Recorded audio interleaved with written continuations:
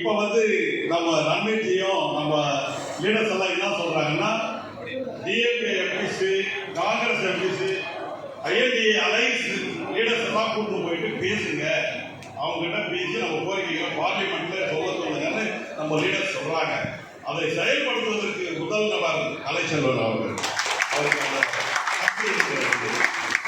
அடுத்தபடியாக நம்முடைய அன்பு அழைப்பினை ஏற்று வருகை தந்திருக்கிற நண்பர் நெல்லூரில என்பிஎஸ் அவர்களையும் என்னையும் அழைத்து அங்கே கௌரவப்படுத்திய நம்முடைய மத்திய மண்டலத்தினுடைய central zone south central zone president மதிப்புக்கும் மரியாதைக்குரிய வேணுகோபால் ரெட்டி அவருக்கு ஒரு பலத்த கைத்தட்டலோடு வரவேற்பை வழங்க வேண்டும். ஏன்னா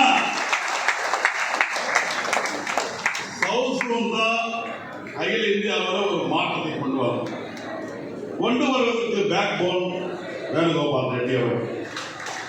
அதே மாதிரி நம்முடைய ஐடிவி கன்வீனர் நடராஜன் அவர்களையும் வருக என வரவேற்கிறேன்.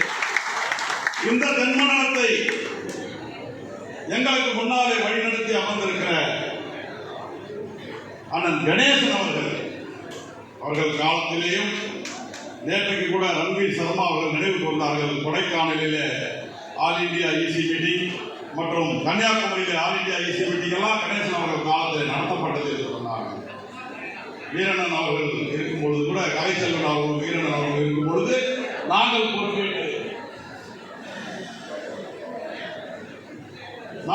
பொறுப்பேற்ற பிறகு வேலூர் கோட்டத்தின் சார்பாக பொறுப்பேற்று அகில இந்திய செயற்குழு கூட்டத்தை பாண்டிச்சேரியில் சிறப்பான முறையில் நடத்தணும்.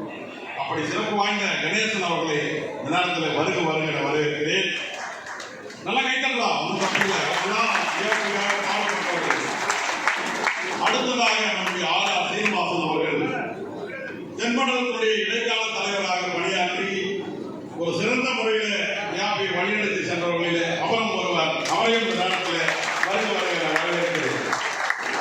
முன்னாள் தென்மண்டல தலைவர் பாலகிருஷ்ணன் அவர்கள் சேலத்திலிருந்து வாழ்த்து செய்தியை அண்ணன் இளையப்பன் அவர்களிடத்திலும் அமுதன் அவர்களிடத்திலும் சொல்லி அனுப்பியிருக்கிறார்கள். அவருக்கு ட்ரெயின் டிக்கெட் கன்ஃபார்ம் ஆகாததுனால வர முடியல, காரில் பயணம் செய்யக்கூடிய நிலையில நான் இல்லை, அதனால என்னால் என்னுடைய வாழ்த்துக்களை தெரிவித்துக்கிறேன் சொல்லியிருக்கிறார்.